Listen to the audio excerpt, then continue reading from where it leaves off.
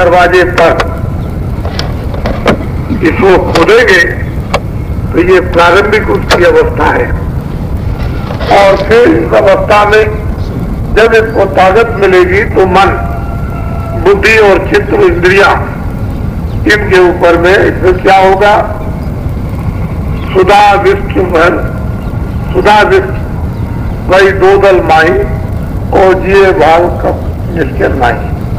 काम, क्रोध, लोभ, मोह, अहंकार, ये इंद्रिया, मन, बुद्धि, चित्त जो बड़ी भाग दौड़ करते थे, इसमें ये सुधा अमृत की वृष्टि होती है और ये सब के सब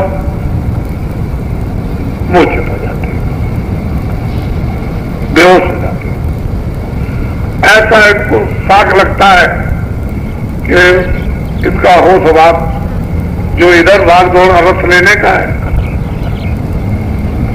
ये खत्म होता है।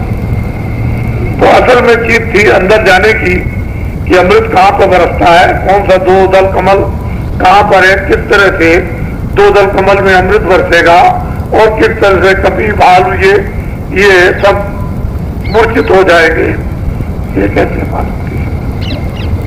ये कोई ऊपर गिरा मारता है तो लोगों ने अंदर देखा, अंदर गए थे, अंदर देखा था, लेकिन लोगों ने बोला उस वक्त के हिंदू मुसलमान विद्वानों ने बहुत विरोध किया। गोस्वामी जी महाराज का सत्य वस्तु को सामने रोजी रोटी के लिए आने नहीं किया, इसलिए वो नाराज हो गए। तो संत जब नाराज हो जाए तो आपको क्या मिलेगा? ऐसी किताब बना दी कि कुछ किसी की समझ में नहीं आता, हमारे से आप क्या पा सकते हो? कुछ नहीं पा सकते। पूरा झगड़ा और पूरा उसमें राज सब कुछ रख दिया और आपको उससे कुछ नहीं मिलना। एक वजह घर घर में रामायण और कुछ नहीं पा रहे। तो संतों को नाराज नहीं करना चाहिए। नाराज करते थे मुसलमानों ने मोहम्मद साहब को इतना नाराज कर दिया, इतनी लड़ाइयां लड़ी, इतना उनको परेशान, इतना तंग होना पड़ा, बड़ी तकलीफें भयंकर उठानी पड़ी, नाराज हो गए। नाराज होकर के उन्होंने इस तरह की इबादत कर दी, खड़े हो उठो और बैठो, खड़े हो उठो और बैठो, खड़े हो उठो बैठो। ये कोई इबादत तो है? खड़े हो जाते, खड़े हो जाओ, फिर बैठ जाओ, फिर खड़े हो जाओ, फिर ऐसे करो, फिर नीचे करो, फिर ऐसे हो जाओ, ये तो मतलब है कोई इबादत है? इबादत तो तनाई है ये काम। उसमें खड़े होने का क्या काम? फकीरों ने तो ये कहा, लेकिन नाराज कर दिया।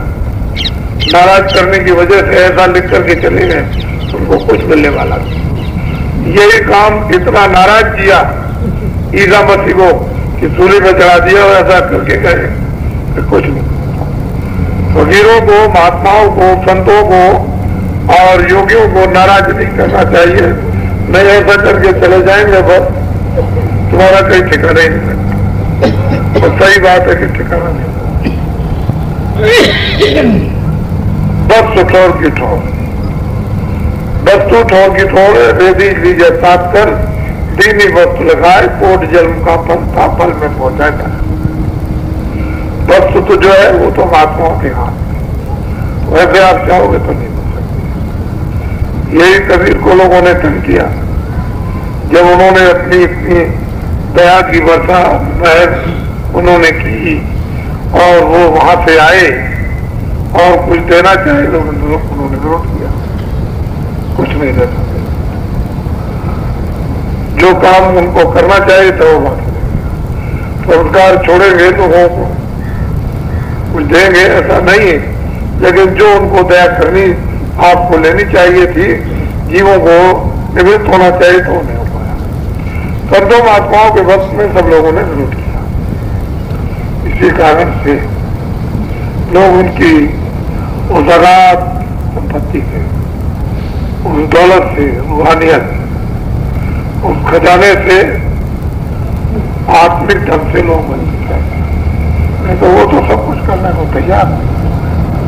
वो तो मतलब ये सब कुछ लेकर आए थे, सब कुछ दे सकते, उनके पास किस बात की कमी, लेकिन ले नहीं पाए और काल ने आपको देखा, उसका कर्जा था ज्यादा, आपको बलवत्ता दिया, मन तान दिया, इंद्रिया तान दी, बुद्धि भ्रष्ट कर दी, आप उधर से अलग हो गए और उससे वो चीज। इसलिए हम रोगी, पीटोगी, चिल्लाओगी, बड़ा तकोगी, महाराज संतो महात्माओं दया करो, और इतने चिल्लाएंगे लोग, इतने रोएंगे, वो तो आगे वक्त आने वाला है। ये सत्य कानों में पड़े रहेंगे, आपके काम आएंगे, वक्त और आपको याद आएंगे। जब चिल्लाओगे, रोगे, घर बार छोड़कर भागोगे, पानी रोटी नहीं मिलेगी, लोग मारने, छीनने, झपटने को तैयार हो जाएंगे, तब ये सब सत्य याद आएंगे। अंदर और बाहर ये सब काम आएंगे। महात्मा हर तरह से जीवों पर भरोसा करने के लिए आते हैं। वो ये नहीं चाहते हैं कि जीव यहाँ फंसे रहें और ये छुटकारा न पाए, उनका काम ये नहीं है। लेकिन तुम इतने अबोध और स्वार्थी अज्ञानी हो कि उन्हीं से संघर्ष करते हो, मिलेगा उससे क्या? कुछ नहीं मिलता। अरे संघर्ष ऐसे से करो जो कुछ मिले, लोग परलोक का कुछ मिल जाए, ऐसे से संघर्ष क्या करते हो कि लोग भी जाए परलोक भी जाए। ऐसा संघर्ष करो कुछ मिल जाए आपको, तब तो ठीक है। चलो भाई हमने परलोक छोड़ दिया तो लोग नहीं, तो लोग भी कब गया और परलोक भी दोनों भी। तो ऐसों से क्या कि लोग भी दे दें और लोग भी दे दें, अरे ऐसों से संघर्ष क्या है? तो किताबें तुमने पढ़ी नहीं और अपना स्थान तुमने बनाया नहीं। जब तुमने अपनी जमीन को तैयार नहीं किया तो फिर किताबें क्या करें?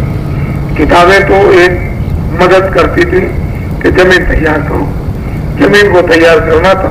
महात्मा आ जाते, जमीन तैयार रहती, उसमें सब कुछ भर देती, लेकिन कुछ हम भरते हैं तो बर्तन खराब है जल्दी में तो फट जाता है, दया वो व्यर्थ चली जाती है। जमीन तैयार रहेगी और फिर वो चीज मिल जाएगी तो व्यर्थ नहीं जाएगी, काम आ जाएगी आप। तो यही वजह है कि हम लोगों को सत्संग सुनना, जमीन तैयार करना, मन बुद्धि को काम में लेना, फिर इंद्रियां जो है विकारों की तरफ उनको धीरे धीरे धीरे धीरे रोकना जितनी जरूरत है उतना क्षणिक रस लो, बेजरूरत नहीं कि जो भी थकित होकर जीर्ण हो जाए और बीमार हो जाए, रोगी हो जाए तो फिर रो, फिर चिल्लाओ।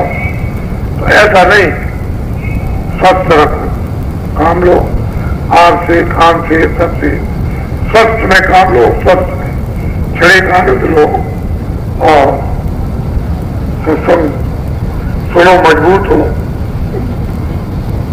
और अंदर में जमीन तैयार होकर के मालिक की जो वर्षा हो रही है उसको पियो, वो अमृत है, पी लोगे अमर हो जाओगे।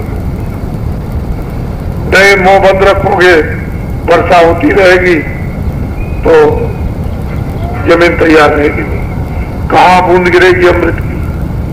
ये हृदय रूपी जमीन है, आत्मा बैठी हुई है, इसका मुंह खोलो, अमृत पीने को मिलेगा, पियोगे सख्त खाली हो जाओगे, सिद्ध हो जाओगे, स्वयं अपने को परिपक्व हो जाओगे और नई जमीन तैयार करोगे तो कैसे काम चलेगा?